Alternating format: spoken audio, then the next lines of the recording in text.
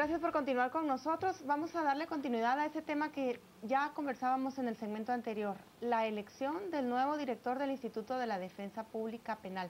Está pendiente de que el Congreso de la República elija a quién sucederá a Blanca Stalin, quien salió de ese cargo para integrar la Corte Suprema de Justicia. Ahora hay un director interino, que es uno de los candidatos, y dos postulados más. Desde mayo recibió el Congreso de la República esa nómina y no ha conseguido el legislativo elegir al nuevo director del instituto. Vamos a hablar de ese tema con nuestros tres invitados. Buenas noches, bienvenidos. Tenemos acá en la mesa a Freddy Sánchez, abogado penalista, a Mónica Marroquín, ella es de Guatemala Visible, monitora y, repítame su cargo, analista. Monitora y analista, y Osvaldo Samayoa es asesor del Centro de Estudios de Guatemala. Bienvenidos, señores, buenas noches. Empecemos con usted, Osvaldo. ¿Cómo ve usted la elección del nuevo director? ¿Cuál es la razón que usted encuentra principal de por qué está detenida Bueno, hay que tenerlo un análisis en tres ámbitos, ¿verdad? El primero es que el contexto político que vivimos también tocó al Congreso y lo llevó a detener el proceso de elección. Evidentemente, el Congreso en su normal funcionamiento nos ha demostrado que para los nombramientos de funcionarios suele ser rápido, o por lo menos suele ser efectivo, pero el contexto político que vivimos creo que frenó esto. Y el contexto político post primera elección, que es lo que estamos viviendo ahora, está llevando a un proceso de aprobación legislativa, y ahí es donde surgen algunas dudas, porque ya estaba en la agenda legislativa el nombramiento del director y se ha venido atrasando, cubriéndolo con otros temas legislativos. ¿Están restándole importancia o hay alguna situación de dudas adentro del Congreso, entre los diputados, si esta terna es la idónea y no tienen suficiente capacidad en este momento de poder elegir a estas tres personas, por esas dudas mismas que hay? Yo creo que ahí deberíamos de enfocarnos en ese momento del por qué lo retrasan, ¿verdad? Y creo que pueden ser dudas, ¿no? Mónica, ¿por qué es importante el Instituto de Defensa Pública Penal? En el sentido de que pareciera para muchos sería un trámite rápido, como decías hace un momento, porque simplemente llenar una función pública. Pero alguna razón hay por la que no se ponen de acuerdo. ¿Cuál es la importancia, en todo caso, del IDPP? Bueno, hay que verlo desde dos puntos, ¿verdad? Desde la función principal que tiene el Instituto de la Defensa Pública Penal, que es la defensa en el tema penal, ¿verdad? Y además de que el Instituto de la Defensa Pública Penal desde unos años para adelante se ha convertido en un botín político, ¿verdad? En donde los cargos que dan a los defensores de oficio han servido como para ganar votos en las elecciones que se dan dentro del Colegio de Abogados.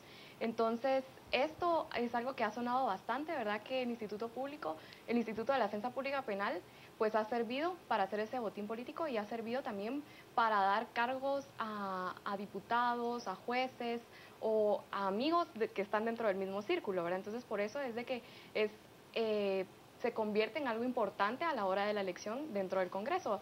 Lo mismo que pasó con el tema de las Cortes, pero acá hay que añadir que ya hay una presión adicional de la sociedad que está vigilando al Congreso y se rumora también que quieren ahora un candidato idóneo y que ninguno de los tres candidatos les parece a los diputados, principalmente a la bancada UNE, y tienen razón en tener ahora esta importancia porque la bancada UNE responde al partido que está ahorita para ser electo, ¿verdad?, dentro de la segunda vuelta electoral. Freddy, usted es abogado penalista. Le leo los nombres de los que integran esa terna. Remberto Ruiz, que es el director interino.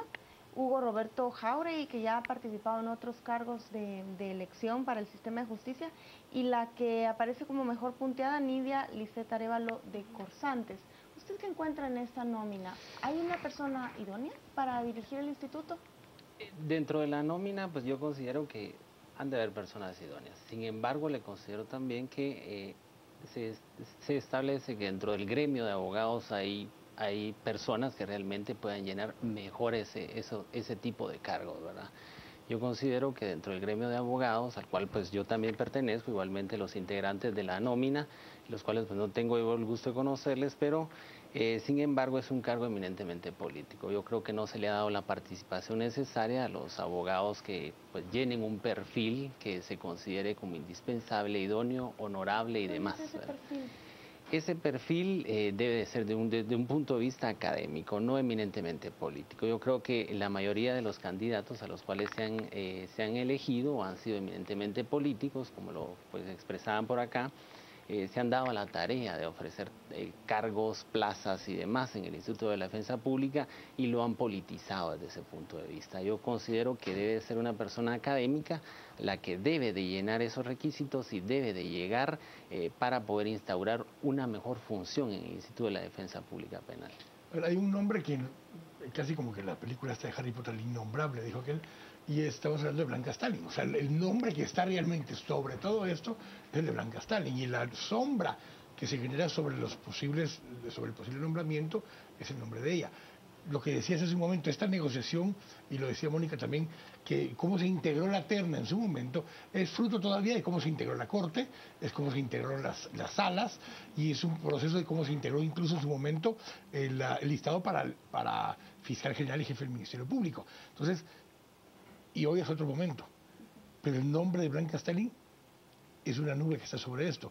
¿Eso es parte del problema realmente, lo que estamos viendo? Yo creo que sí. De hecho, desde como se plantea en el contexto general, el problema viene siendo la discusión sobre si el modelo de comisiones de postulación no sigue funcionando para el tema de todo el sistema de justicia. Y a su vez, si las personas que salen realmente dejan estructuras internas para mantener ciertas cuotas de poder, que es lo que se rumora con el tema Blanca Stalin y creo que sobre todo el director interino. Y eso es algo delicado porque realmente no estamos rompiendo con la dinámica tradicional que se ha venido dando de clientelismos, de corrupción. Por eso me parece muy acertado el tema de buscar, si vamos a mantener las comisiones de postulación, el sentido de las escalas de calificación, de la idoneidad, y esa discusión no la profundizamos tampoco dentro de esos modelos de comisiones.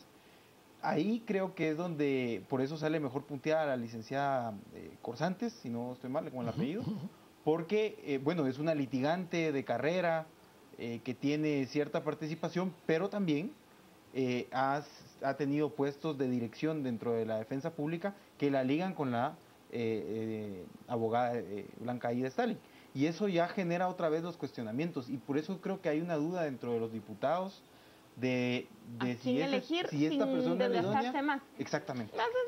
Pero es un poco irónico o ilógico que evitan la elección para que no quede un sucesor de Blanca Stalin. Que ya está ahí. Pero mientras tanto es él el que está interino. Sí. Y si lo que están cuestionando es que ya tenía plazas, no sé si fantasmas o dadas a dedo a amigos y allegados, están funcionando en todo caso. No valdría más, bueno, ¿cuál es la solución más viable acá si el mismo Congreso tiene miedo o dudas sobre la elección de la terna? Yo creo que el principal, considero que debería de ser es desechar esa terna, ¿verdad? Y hacer una nueva postulación. Se han argumentado varias situaciones en pos de, ¿verdad? El mismo clientelismo, las mismas... Yo lo que estoy viendo, y a mí me parece, es que esas calificaciones realmente no ponderan la capacidad. Hemos estado muy aislados respecto a que si las personas, y en las comisiones de postulación nos pudimos dar cuenta que habían punteos de 95 o 90 con personas que realmente no llenaban esos criterios académicos como para poderlos calificar de esa manera. En ese sentido, pues considero que podría ser, habría que buscar algún mecanismo viable en el Congreso de la República para poder desechar esta terna y hacer nuevos nombramientos, ¿verdad? A través de una nueva comisión de postulación. Considero que podría ser lo más idóneo, ¿verdad? Para poder sanear el producto y que entren nuevos postulados. Sanear el producto. Sí. Justamente porque esto ha sido una discusión. ¿Puede el Congreso devolver la terna y pedir que se repita el proceso? ¿Tendría que haber alguna resolución judicial que encuentre algún defecto para que se repita el proceso? ¿Cuál sería la situación legal en ese sentido? Porque no sé qué tan fácil es que simplemente devuelvan la terna y digan, miren, mándenos otra terna. Viera que viene malo el producto. Sí, lo decimos en el sentido de que se ha argumentado incluso que no podían haber devuelto incluso las ternas para vicepresidente en las ocasiones anteriores, y ahora hablamos de que en todo caso que se devuelva porque no están conformes con la alternativa, dadas las nuevas condiciones. Claro, ¿cuál sería el argumento? Entonces, ¿qué es lo que podría hacerse legalmente para revertir y volver a generar que la comisión que aún está integrada, porque ojo, mientras no se designe, continúa vigente la comisión de postulación. No se clausura su convocatoria hasta que no haya sido nombrado y juramentado quien y en el cargo. Y siguen 16 aspirantes, los únicos que podrían optar a integrar esa terna. Sí. Bueno, no, yo entiendo que no hay un procedimiento en ley donde el Congreso pueda devolver la terna. Se tendrían que renunciar los tres. Pero creo que hay una situación que se estuvo argumentando incluso ahora en el proceso electoral, que está en nuestra Constitución, y que es el tema de la idoneidad para ocupar el cargo público, ¿verdad? Que es un poco débil la fundamentación, pero que creo que podría ser una discusión que puede ir a la Corte de Constitucionalidad, un poco como sucedió con las fiscalías o la Fiscalía General hace algunos años, y llegar a esa discusión para que la Corte determine si en el proceso realmente se cumplieron los procedimientos. Estoy hablando un poco... yo por eso preguntaba, atreviéndome, digamos, también ¿verdad? en el proceso de la vez pasada para la elección del IDPP llegó otra vez a repetirse el proceso porque estaba la situación de Remberto Ruiz y los señalamientos que le hacía CICIG, ¿verdad? Entonces la Corte de Constitucionalidad decidió que tendría que repetirse el proceso y fue donde quedó Blanca Stalin, ¿verdad? Pero, a ver, nuevamente, mientras tanto, los señalamientos son contra Remberto Ruiz y mientras tanto sigue como jefe interino de la IDPP. Pero también, como decían anteriormente, ¿verdad? Ahora la presión social se ve representada en el Congreso, porque en mayo el Congreso no estuvo atento de qué se estaba haciendo en la elección del Instituto de la Defensa Pública Penal. O sea, no le dio seguimiento. Hay una comisión dentro del Congreso que debe darle seguimiento a las comisiones de postulación y tampoco se hizo presente. Entonces, ahora que ya está la terna, que ya pasaron el proceso, que ni siquiera los apoyaron económicamente a la comisión, piden que se repita, ¿verdad? Entonces, vemos como ahora pues otros intereses entran en juego que no estaban anteriormente. Pero Osvaldo tiene ahí razón cuando nos recuerda que el Congreso en mayo estaba librando otras batallas, incluso sus propios casos de plazas fantasma en el Congreso, que llegaron a hacer allanamientos, oficinas, diputados con antejuicio. La pregunta es aquí, ¿hasta cuándo puede postergar el legislativo la elección sin que incurra en una ilegalidad o en una inconstitucionalidad? Pues veamos el término también desde el punto de vista de que algunos congresistas no van a ser reelectos, ¿verdad? Y realmente ahí hay una posibilidad casi de una tercera parte del Congreso que no va a ser reelecto y como consecuencia pues también no le surge, ¿verdad?, la elección. Podría ser también someterlo a través de un amparo, ¿verdad?, para que el Congreso de manera inmediata pueda resolver ese aspecto del Instituto de la Defensa Pública Penal, pero sin también pues indicar de que tengo entendido que hay personas que sí tienen tachas y que la comisión debió de haber, esa tarea debió de haberse visto en la comisión a efecto de no pasar de esta manera, ¿verdad? Pero aquí nos quedamos en una situación, a ver, pero si nos quedamos en el limbo, para efectos prácticos, designaron a Remberto Ruiz. Claro. Porque para efectos prácticos sigue en el cargo. Claro. Un poco lo que pasaba con los presidentes magistrados de la Corte Suprema de Justicia, cuando si no había elección seguía ocupando el cargo del vocal primero. Y mientras no hubiera elección, pues para efectos prácticos estaba electo como presidente de la Corte el vocal primero. Eso nos está pasando acá. ¿Tendría que haber alguna acción, Mónica, que ustedes lo han hecho antes y con Jorge y con todo el equipo que ustedes tienen, han sometido recursos? Porque la Corte de Constitucionalidad no puede actuar ahorita de oficio y decir, resolvemos que se regrese. Tiene que haber algún recurso en contra del proceso que obligue a repetir el proceso, por ejemplo. Nosotros como miembros de sociedad civil que le dimos seguimiento a las comisiones de postulación, nosotros vemos en la terna un posible candidato que sí podría llegar a cumplir ese cargo. De hecho, en el listado de 16, como bien mencionaban acá, pues tampoco habían mucho para escoger, ¿verdad?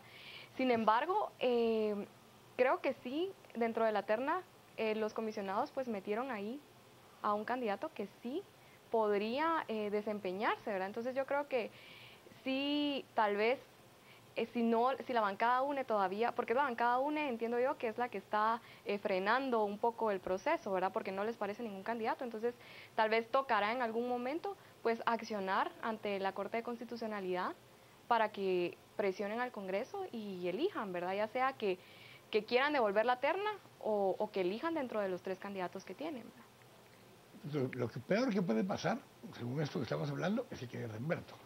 Y de todos modos, ya está reemberto. Ya está. Entonces, es que él continúa. Para evitar que quede reembolso Sí, mientras sí, tanto no, mientras no, no se tiene reembolsa. sentido. Entiendo, sí, pero es más Solo cuestión quedan de una temporalidad, ¿verdad? Que se ha ido alargando. Y quedan 3 años todavía en este 3 periodo. años en este periodo.